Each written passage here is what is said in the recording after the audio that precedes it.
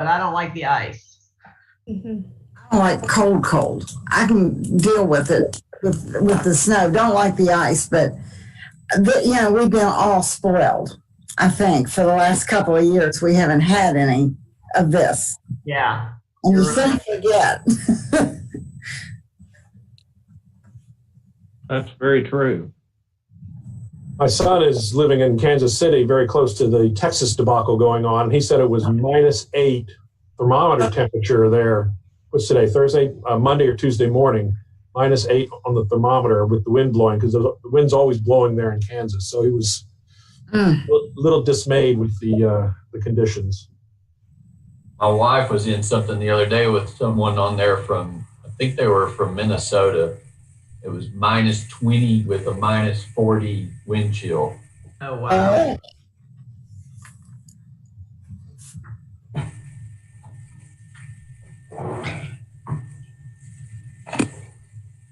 It's like we just need the secretary.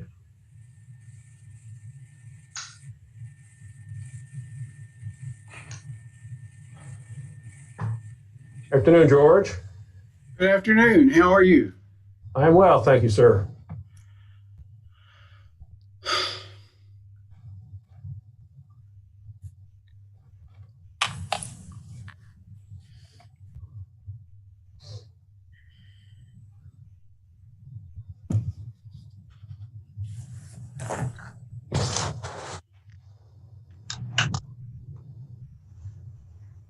Jeremy, I don't know if we want to wait, but we do have a quorum.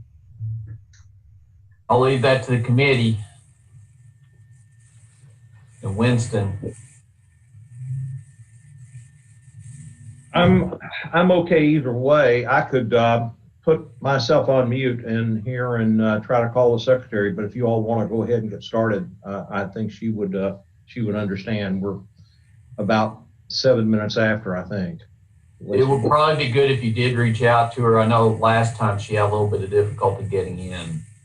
Okay, well, I'm going to put my phone on mute here and try to see if I can find her. Just a second. Okay.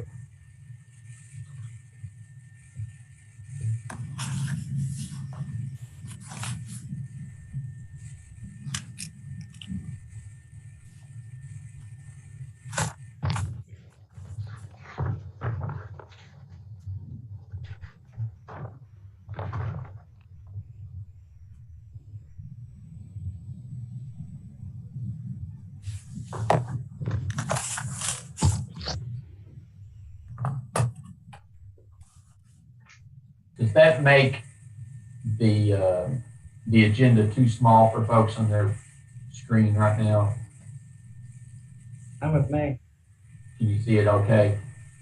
That way you can see the whole page. I know it'll probably be schedules that are easier to see the whole page. Well, most of the schedules we were able to get landscape, so we probably won't have as much problem with it. Okay. Except these couple of portrait schedules.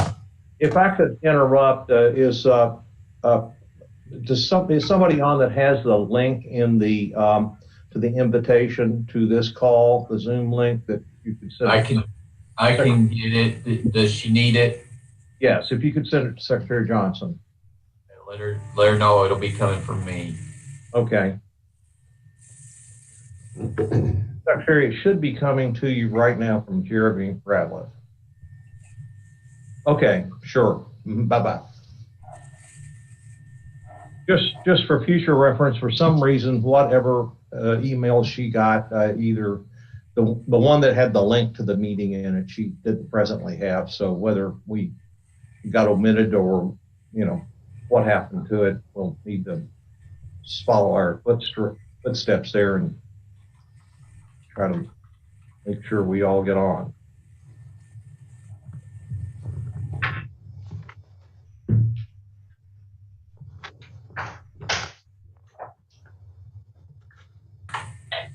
Yeah, the email packet with the link does go directly to her. Right.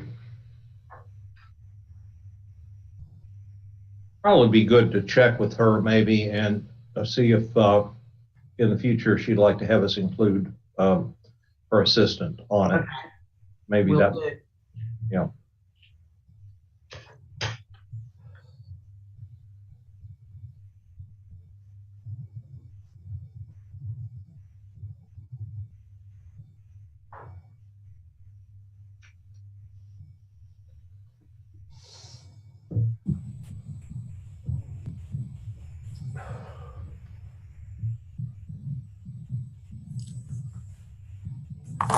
Hey, she's in.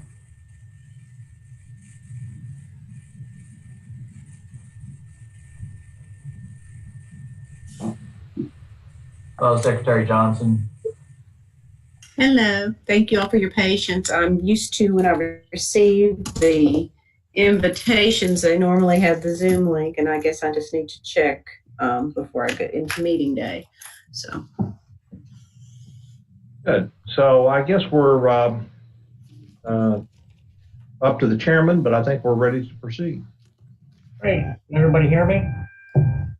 Yes, I can. Yes.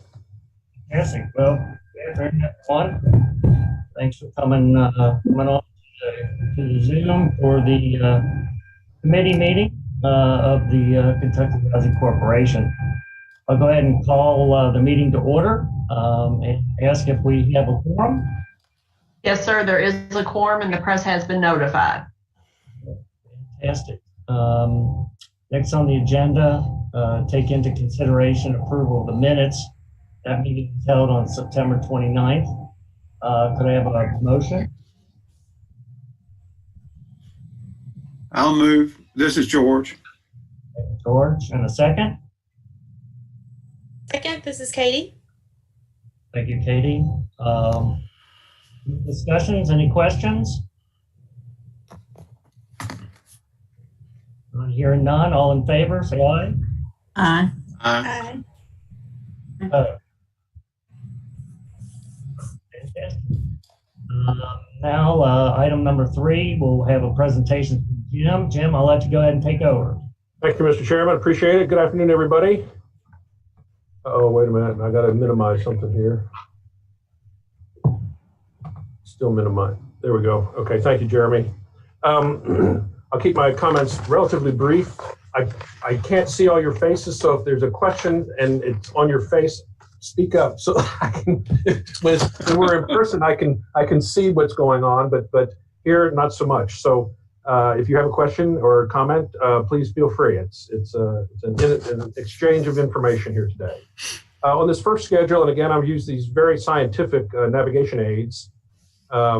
Line A, which compares our total assets from at June 30th to those at December 31st, show a 2.6% decrease, which is consistent with the trend over the last several years, where our program-specific loans or program purpose loans in the indenture continue to pay off. We continue to pay bonds off, and we grow a servicing portfolio, and we'll get to that in just a second.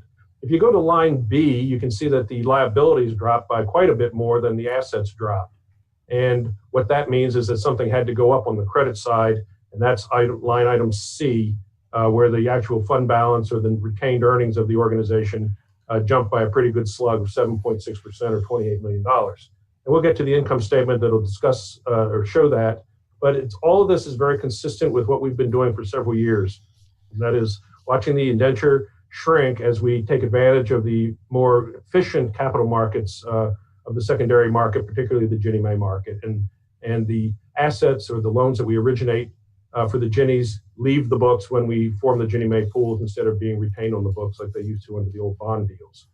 If you go to line D, and you see a fairly good drop in other liabilities, between June and December, we pay property tax bills. And in this line is the liability for the borrower's escrow accounts. And so you will always see that drop between June and December of when we accumulate the bills. Generally, the escrow accounts have the most money in there at the end of September, and then between October and November, we pay it all out. And by December, we're at the fairly low point. The additional funds that are in there are held for insurance purposes and others. So everything on the balance sheet is exactly what you would expect and reflects strength. We're good. And the thing that balances it off, again, as it always has, is line E, which is the loan service for others off the balance sheet. And I've got a chart here. We'll look at it in a little bit. but you can see that we actually shrank just a little bit. And I've kind of warned the board over the last 18 months that we've gotten to a size where we have to pedal so hard to keep up with runoff that it's very difficult to continue growth. And what we have seen in the last 6 months in particular is massive amounts of payoffs. And you've read in the press, people are refinancing, people are moving. Every new loan that's made on a refi means somebody else got paid off, and that's us, and all the other lenders as well. But we showed just a very small shrinkage in the overall total loan service for others.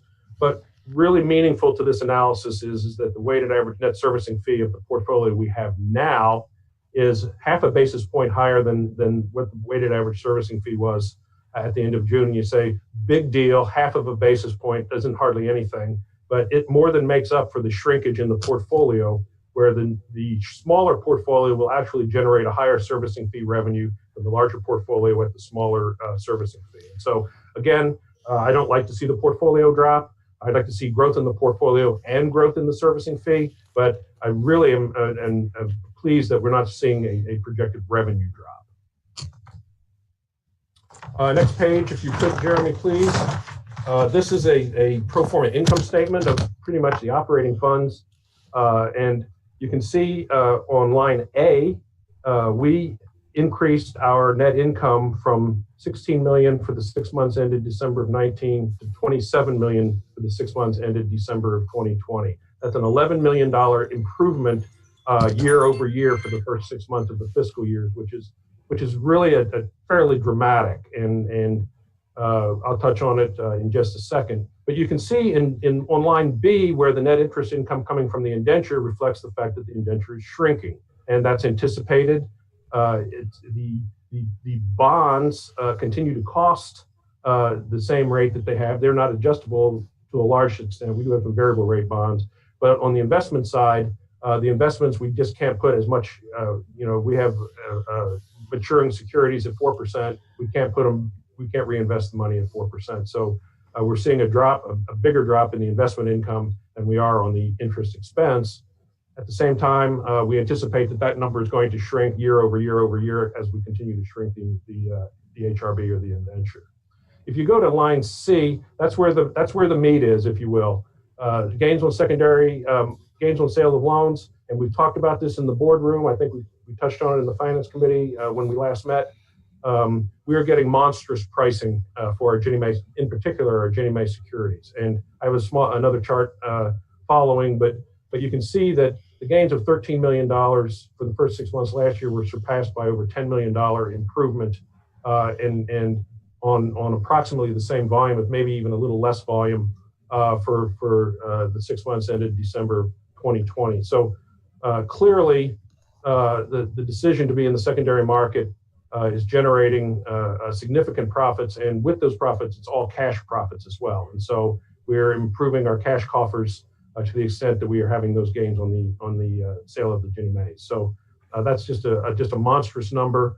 It continues to befuddle me how somebody can pay what they're paying for my securities, but I'm not going to fight them. And so we're really enjoying that benefit. On the general administrative expenses, you see that they're dropped from the 6 months ended December of 19 to the 6 months December 20. That's almost all a function of how the pension rules require us to account for pension expense. And so expenses are under control. They did not actually have a big drop of $2.3 million. That $2.3 million was not an improvement in cash. It's all book paper, and it's in conformity with the rules of the legendary GASBs that everybody's heard so much about. Last year, if you recall, we had a huge increase in expense recorded from the 6 month periods. And that was, again, not because expenses were out of control, but because the accounting rules required us to book more expense last year than we had the year before. So anyway, really pleased. Year to date, we're up $27.5 million.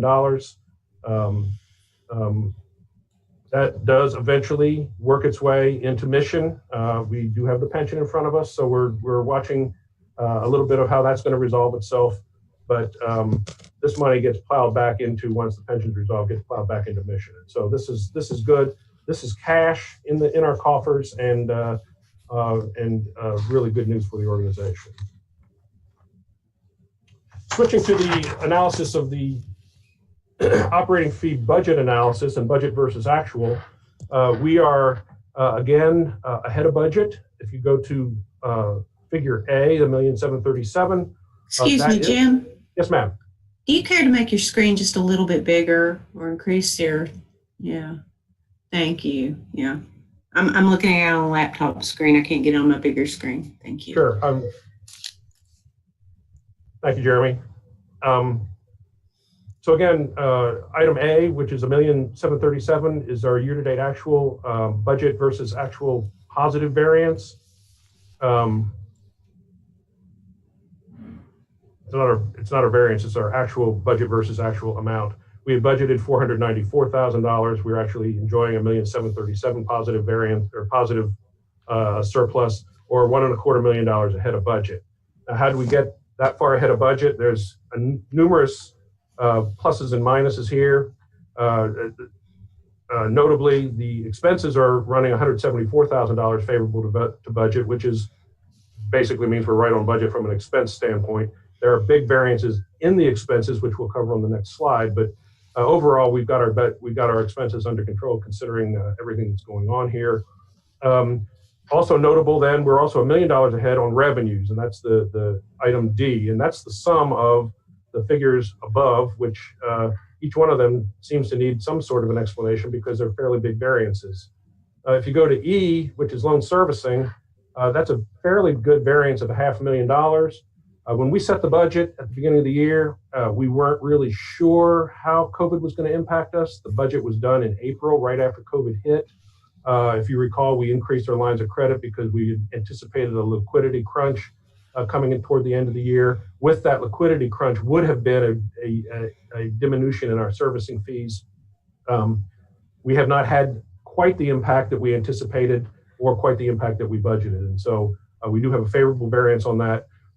December is a big servicing fee month. Everybody rushes to get their January payment made so they can get the tax deduction on their tax returns. And so we always are a little bit ahead of budget in December. And so I don't anticipate that we will gain another $500,000 budget versus actual for the rest of the remaining 6 months, but I don't expect us to give anything back either. Line F, $622,000 under budget on revenue from rental production. As usual, that line is subject to projects coming online and paying fees. We have a huge backlog. COVID has held up some of it. Construction costs have held up some of it.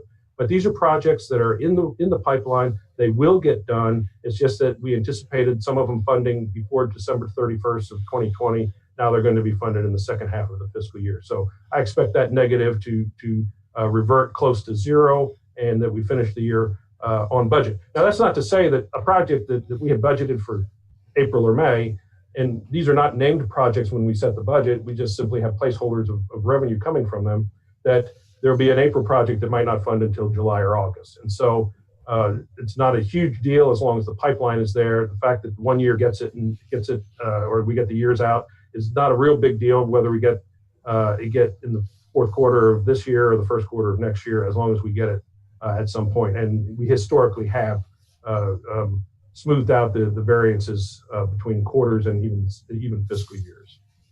If you go to line G, that's a big negative to budget. Hardest hit funds, U.S. Treasury.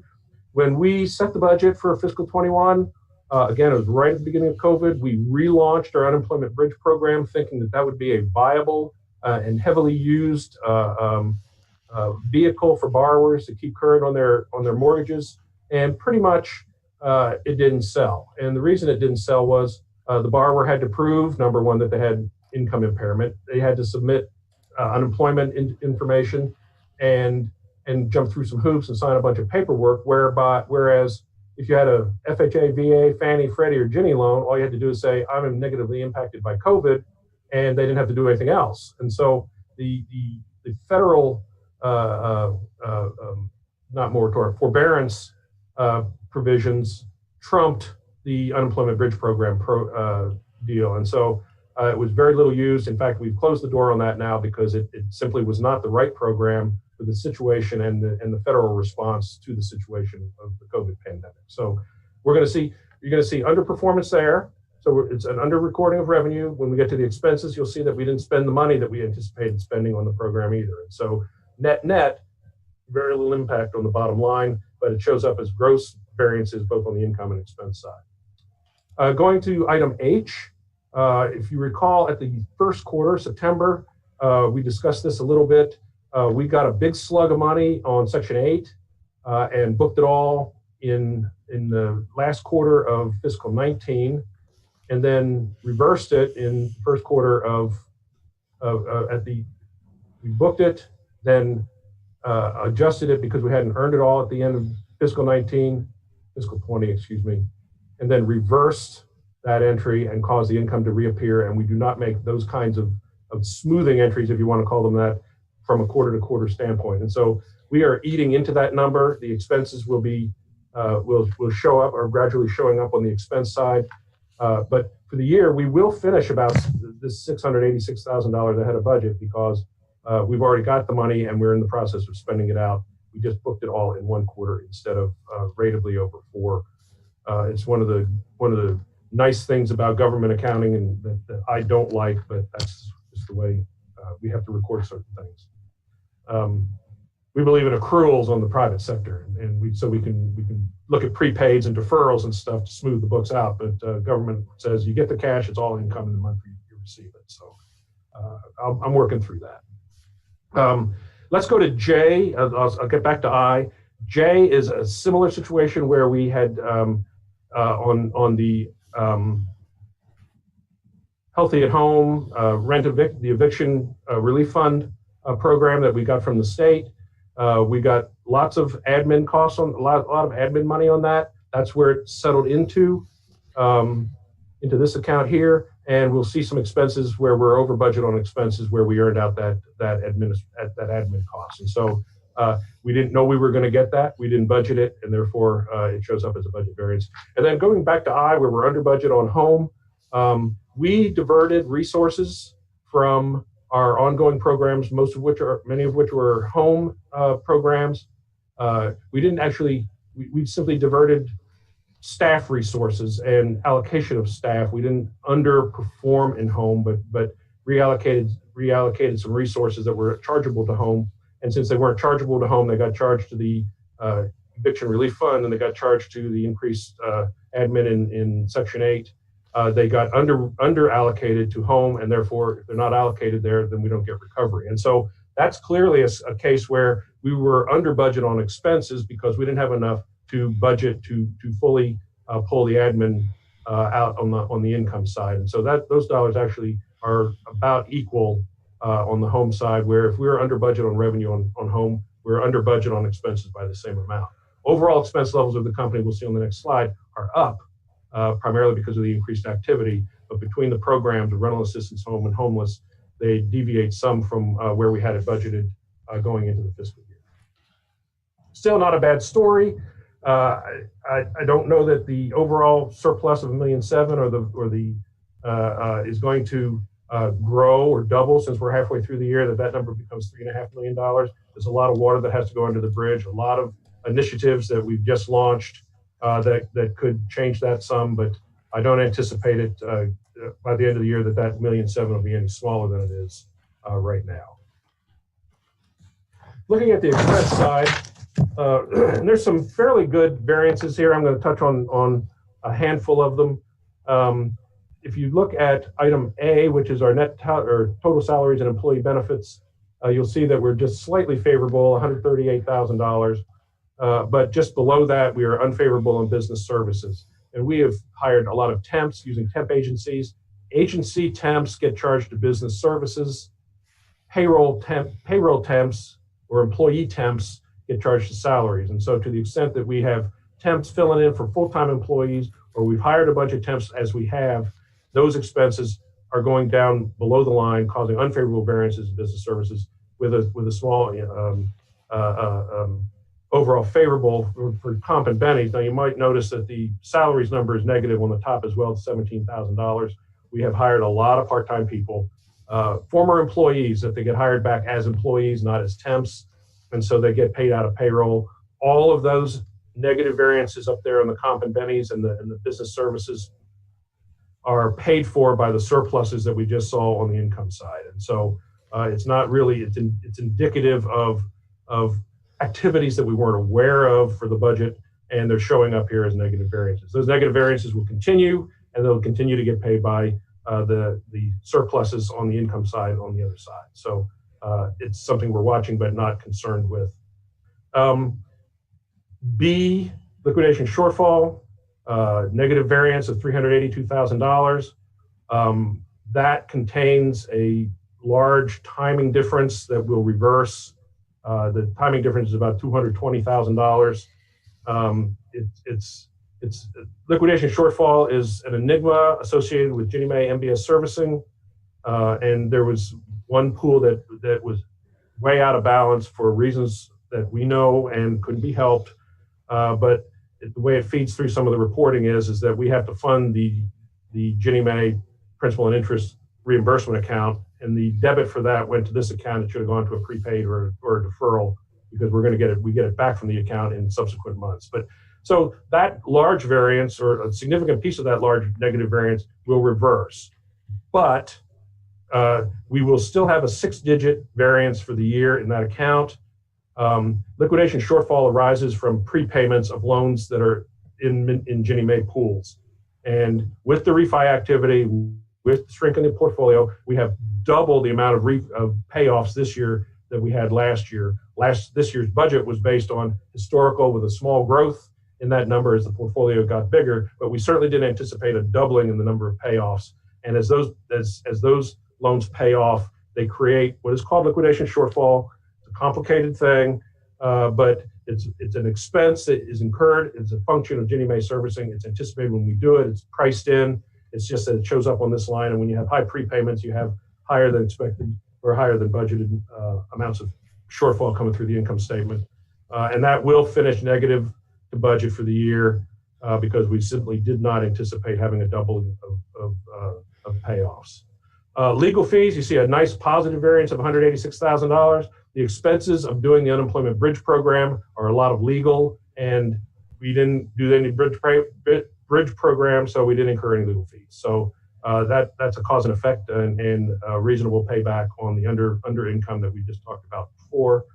The only other number that's on here as a negative that I want to touch on is foreclosure costs and release fees. There's a lot of stuff going on in there.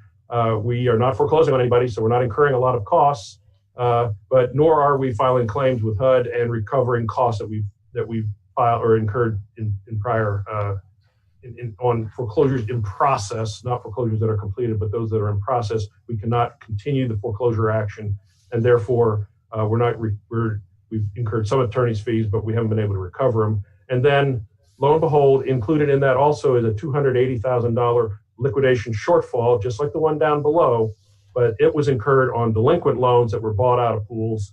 Don't ask, but it's money that we will recover back from HUD. But in the meantime, it gets sent to the foreclosure costs and release fees account pending recovery. And why did that happen? In November, we bought $10 million of COVID loans out of Ginnie Mae pools into our PLP program. It's worth $200,000 to $250,000 in saved interest, but the gross impact of paying the interest shows up today, and we get the interest back when we file the claims with HUD. So it looks bad, but it actually was worth it. Overall, when it's done, it'll be worth $200,000 to $250,000 to the bottom line. So nothing gets more scrutiny in the back office than liquidation shortfall, I can assure you. It even has an interesting name, if you ask me. But, so anyway, bottom line, we're a little bit positive to variance. I don't see us going negative to variance. That if we do, it'll be offset by positive to variance on the income side on the prior schedule. So full speed ahead. I think, Wendy Smith's not part of this conversation today.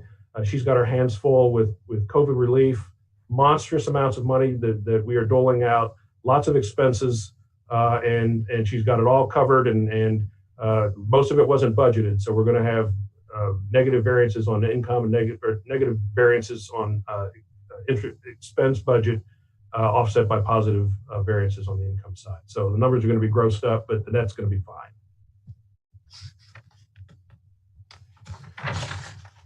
Okay, part of the requirement or of the secondary mortgage market, second SMMP, Secondary Mortgage Market Purchase Program, is that we do periodic reports to the Finance Committee on how we are doing on secondary trading. And there's a lot of mystique about secondary market trading. The company went into it very conservatively 9 or 10 years ago. And but this is a really good news report. We've seen the results of it in the income statement.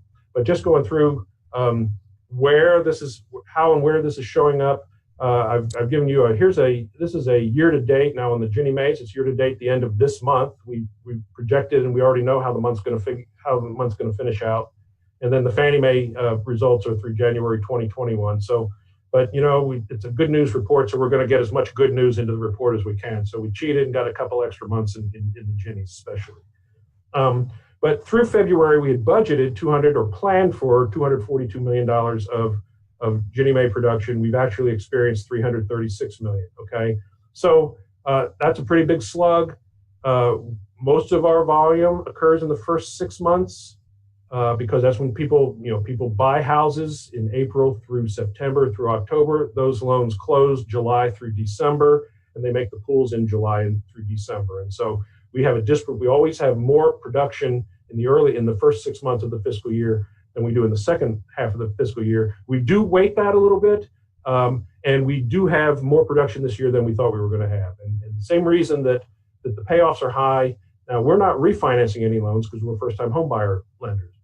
But there's a lot of first-time home buyers entering the purchase market, and we're enjoying the benefit of those folks buying houses and using our money to finance it. So we are significantly ahead on budgeted production. So we should be significantly ahead on gains. Well, the operation, the planned gains, the requirement, if you will, of the secondary market program is 2 points. And so on the $242 million budgeted, we projected 2 points of profit, $4.8 million. We've actually experienced gains of $26 million. And so we have a variance of $21 million. And then I analyze the variance. There are reasons for variances that sometimes you have to dig into. There are 3 reasons for variances on the secondary market program. One is volume, okay? And so the increase in the volume contributed $1,867,000 to the total variance. A lot of people are familiar with volume variance, so I'm not going to go into great detail on that. Price variance, that's where the meat is. Of the $21 million extra variance we had better price execution worth $18 million, which is monstrous. Okay, so we anticipated a 2% profit, or you pay $100,000 for a loan, you sell it for $102,000. That was in the plan. We're selling the loan for $110,000 instead of $102,000. So we're getting 7.75% trading execution when we only anticipated getting 2% trading execution. That is monstrous. Somebody's making money on it besides us, but I don't know how, but I'll take it. Then the third item here, which is in the variance, is called a buy up or buy down variance. We are required under the program to generate a servicing fee of 50 basis points. And if you remember the chart before, we're only making 33 or 34 basis points in servicing fee portfolio wide. We delivered this production at about a 44 basis point servicing fee. That 6 basis point differential in essence is I sold that. And the reason I say I sold it, I do the trading. We sold that 6 basis points of future income off the servicing fee and pocketed the cash value of it today. That's a function of the weighted average rate of the loans in the pool that you sell, which pool tranches we put it in. There's a bunch of different reasons, but we, management, can take credit for the volume variance, and we can take credit for the price variance, but we can't take credit for the deviation from the planned gains for the buy up and buy down variance, because that's really neutral to the overall performance of the fund. And so, or the program. But you can see that the price variance is driving the machine, and we just priced our February pools last Tuesday. They settled today. We delivered $40-some million, and we made $2.8 million on it. And so it's really a big money maker, and it is all cash. We walk away from our cash coffers went up $42-43 million today just from settling these pools. So It really is a very, very, it's just amazing. I've said that to the board. I don't take credit for it. It's the market that's giving it to us. But it's truly a good position to be in to help us meet our liquidity needs and also future cash needs coming down, mostly because of the pension. But then finally getting into the mission side beyond that. Just a good news report. It's fun to deliver it. It's fun to experience. It's not because of me. It's not because of anything we're doing, but the market's giving it to us, so we may as well take advantage of it. The next chart, Jeremy, if you would, please. The black and red chart for the veterans on the committee. This is not a new. This chart you see about every 6 to 9 months. It's a measure of what happened to our balance sheet. The black line shows what has happened to our balance sheet over the last 10 years, and it's shrunk. And you say, well, shrinking balance sheet means shrinking revenues. Not so, because off balance sheet, which is the red line, we've grown that, and that's the service for others. And so we saw a numeric representation of that on the first schedule we looked at. Our servicing portfolio is just a little bit short of $3 billion. It's been there for about 1.5 years, 2 years. And you can see that the red line is convexing and in fact decreasing a little bit after several years of the concave where it was growing from 6-month period to 6-month period. It is convexing just a little bit now and shrinking some. But if you can get the servicing fee number to go up at a rate faster than the portfolio is going down, the revenues are not being negatively impacted. So this is a good chart. It's not like a lot of HFAs. Most HFAs are still doing bond financing. It's on the books. We're doing it off the books, but still making a cajillion dollars off of the servicing portfolio. So good news report there. The rest of the report here, next chart, if you will, Jeremy. This great mountain range of stuff. We started this report back in 2010, or 2011 and 12 when I got here. We had massive delinquencies, massive defaults. This chart peaked at 20%, which meant 20% of our loans were in default back in 2012 or 2011, and we've made excellent progress. And it's not news to the veterans on the board, and it's right in line with coming out of the Great Recession. We did a lot of things as an organization wrong in the servicing our loans. We let delinquencies get past where they should have gotten back then, but the economy's helped getting this chart down to where it got about 2 years ago. What's really relevant in this chart is where I've got the exclamation point. The green section of this chart are the 90-day delinquents and worse. Okay, and so the blue section is doing okay. That's the 30. Those are the 30 days. The 60 days are up a little bit in the current environment, but the 90s are up a whopping 4 or 5%.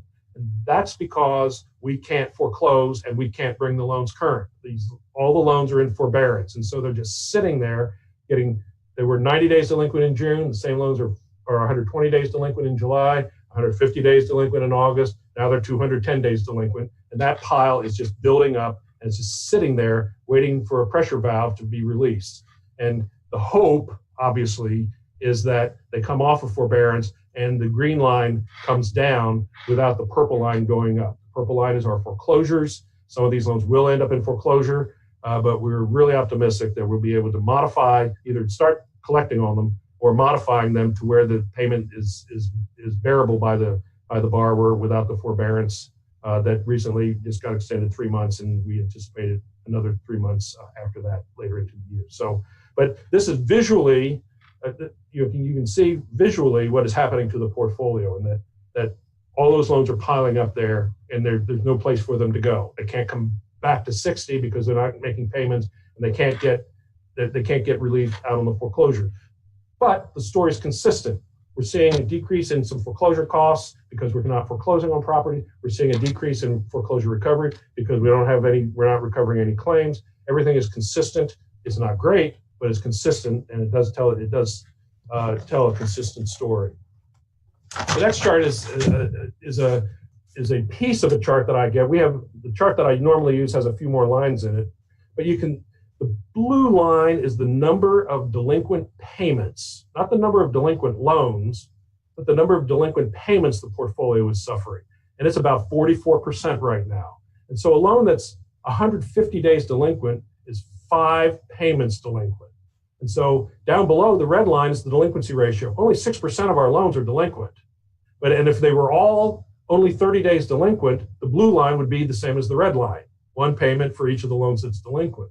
But we have loans that are 12, 15 months delinquent, and it's causing that blue line to skyrocket. And you can see that from 2016 to current, that line has, and primarily in the last 12 months, you can see what's happened as those loans pile into the green section of the previous chart. They're getting one more payment delinquent, and each time they get one more payment delinquent, this blue line goes up. To quantify it a little bit, if you recall, we increased our lines of credit about a year ago to anticipate missing payments, which is exactly what this chart says we're missing, upwards of $25 million. The difference between the delinquent payments volume or dollar-wise has moved in just the 12 months from $4.8 million to $10.4 million. And so we are $5.6 million short in cash, which is only 20% of the 25 we had predicted, or at least provided for. And I'm not predicted, but worst case that we had provided for. So I'm thankful for that. But you can just see that we are short cash. It's costing us $700,000 of cash every month to maintain these loans that are in forbearance. It's not breaking the back. It's temporary. We're going to get it back either from the borrower or HUD primarily, or the other insuring agencies. But you can see that it's if we were suffering twice as many defaults or forbearance, how much that number could have grown and maybe been a more serious problem for it. All under control. The story's consistent. We're looking for some relief. The borrowers are looking for relief. The country's looking for relief. We're working on it, but we have a number of borrowers that are, not being able to make their payments, and so this is a reflection of just that. So again, it's the consistency of the story. These numbers start showing aberrations, and then you think about why, and you say, oh, that makes sense. It makes sense. And so I'm not concerned. We've got it under control. We've got plenty of liquidity available to us. So let's wait this sucker out and recover the shortfalls.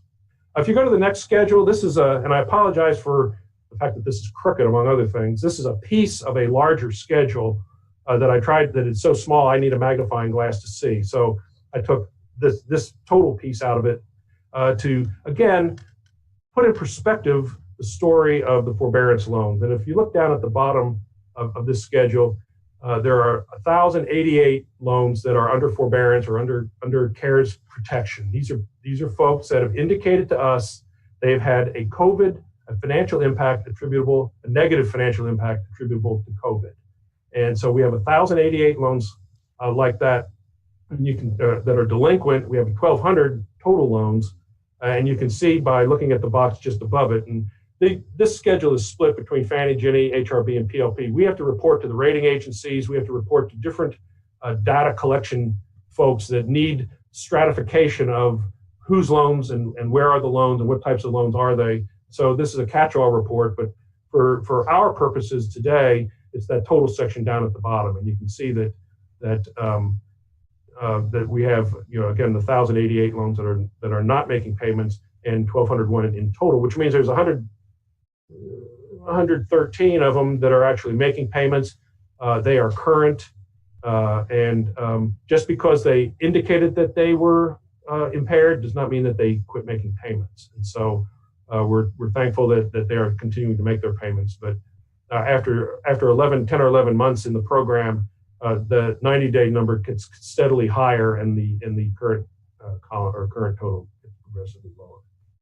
But it does tell you a little bit about the extent of the issue. We have 1,200 loans impacted. We had went into the year thinking, well, maybe we're going to get 25% of our loans are going to be impacted. That would have been 7,000 loans.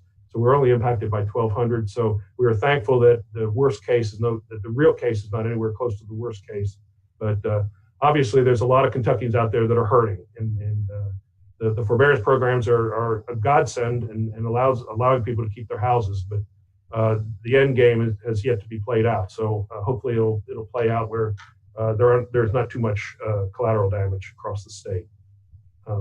But it is a visual representation of the impact of the COVID pandemic, particularly on the home ownership side and the lending side. So again, the story is consistent, and CFOs like consistency. They like profits and they like consistency. So we've got both of them for the first 6 months of the year.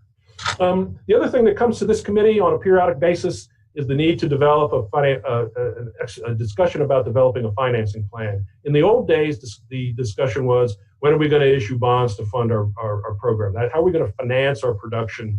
Let's develop a plan for that. And that's normally an issuance of housing revenue bonds. Our financing plan for the last several years has been, we're going to continue to use the secondary market to originate our loans. And so that's what's happened. And we've, if you've seen from the gains and that, been very successful. But periodically, we do have to revisit what the condition of the bond indenture is. And what happens is generally after 10 years, bonds are callable or refundable, if you want to, and they use the term refundable. And so listed here are all the bond programs that we have that we can pay off between now and July 1st. And and the only one that's really of any concern is 2012A at the bottom. We're not going to pay off bonds that only have interest rates of 0.14%.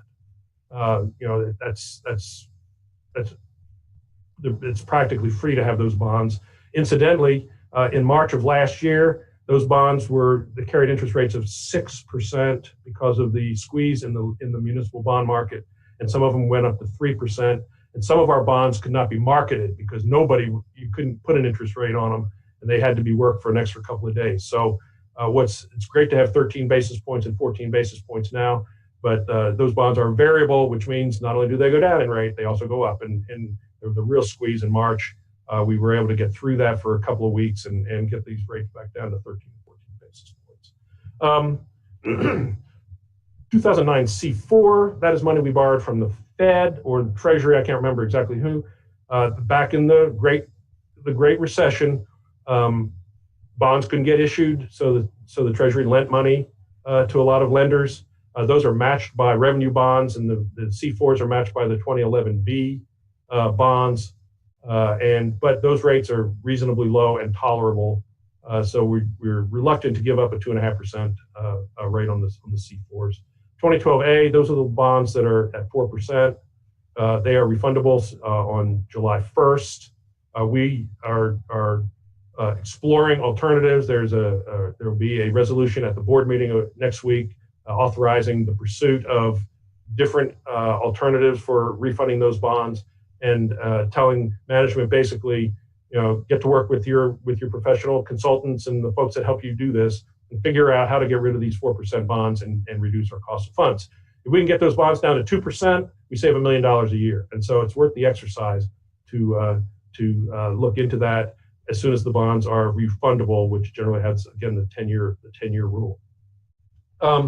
It used to be that we would refund a 10-year-old 30-year bond into a new 20-year bond. The bonds have to have a maturity similar to the loans underlying it. So the loans, the 2012 loans were 30-year loans and a 30-year bond. So there are still 20 years left on them. We're not necessarily stuck with that. The indenture is getting very small. And so we are looking at alternatives to issuing bonds of any maturities greater than 4 or 5 years. And the cash flows of 2012A, the underlying loans will not support that, but we have enough over collateralization in the indenture that if we can go out with a 4 or 5 year bond and get that interest rate down the yield curve to 1.5%, we'd be better off and not really hurting anything. So there's all kinds of things on the table.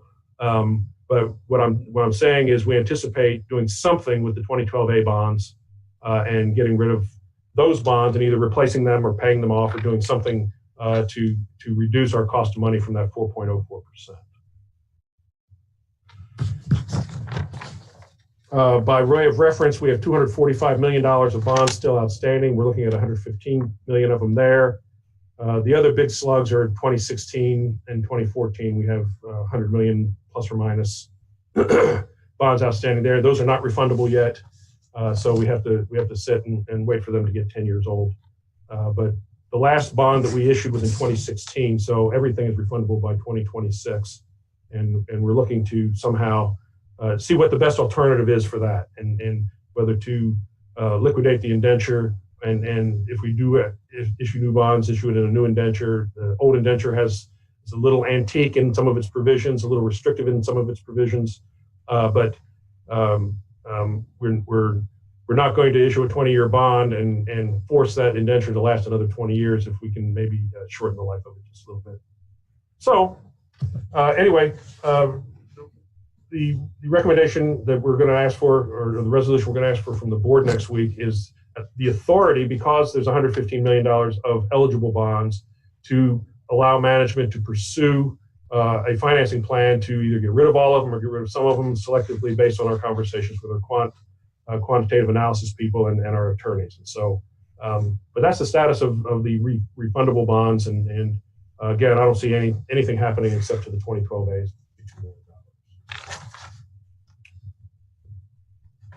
That is the end of my presentation, Mr. Chairman. If there are any questions, I'm happy to answer them.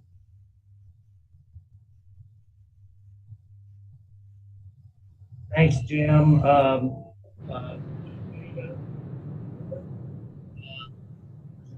be some questions amongst the committee members, so I'll open it up for discussion.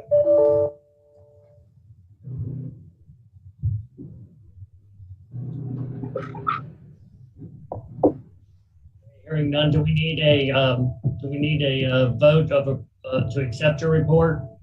It's more of an information report than anything, Mr. Chairman. So I'm happy to furnish it. If you want to approve it, go for it. But I don't think it needs to be. No, not unless it needs it. Where's my agenda? There it is. Okay, so that's the bulk of the meeting. Next on the agenda is informational items. I do not have any informational items. Does anybody else have anything they want to bring forward for the good of the committee? Okay. Any items from the staff? Hear me? No, sir. Okay. Yeah, I'm not aware of any staff items to be brought to the committee today. Thank you all for being here, though, and Jim, thank you for your excellent report. Contains a lot of good news, and we like that good news. Good news is easy to report. Yes. Keep it that way. Oh, really? Yes, sir. On for, let's see, we're on for next Thursday at 2 o'clock, everyone. So on your calendar, if you don't have the link, I'm sure Jeremy can send it out. We haven't sent the packet out just yet. Hopefully that will go out later today. At the latest, it should go out tomorrow. So everyone should receive it no later than tomorrow, and that should include the Zoom link. Thank you.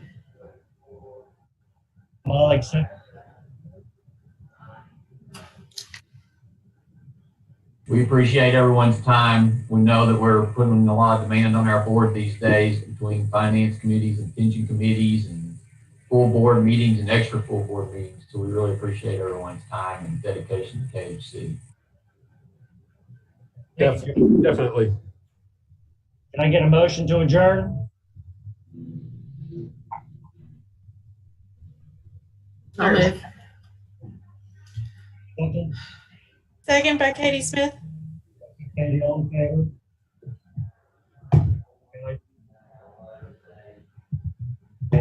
He's in favor. All right, y'all, have a good one. Everybody be safe out there. Thank you. Thank See you all you. next week. Thank you.